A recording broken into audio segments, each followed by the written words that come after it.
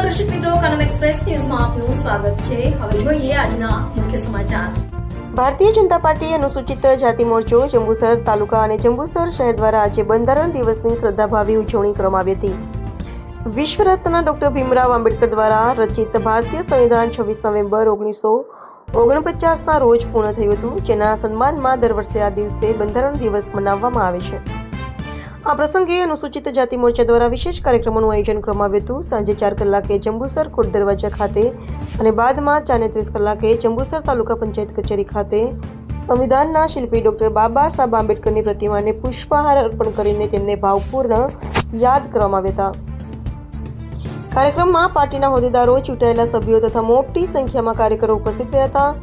આ કાર્યક્રમમાં કમલેશ પરમાર, પ્રમુખ જંબુસર તાલુકો, શિવપ્રસાદ જાંબુ, પ્રમુખ જંબુસર શહેર, વાઘેલા દિલીપભાઈ, મહામંત્રી સહિત આગેવાનોની આગેવાની રહી હતી। તે ઉપરાંત ડીકે સ્વામી, કુલદીપ યાદવ, મનન પટેલ, ભૂપેન્દ્ર પટેલ, શિવપ્રસાદ જાંબુ, કમલેશ પરમાર, જયેશ પરમાર સહિતના અગ્રણીઓ પણ ઉપસ્થિત રહ્યા હતા।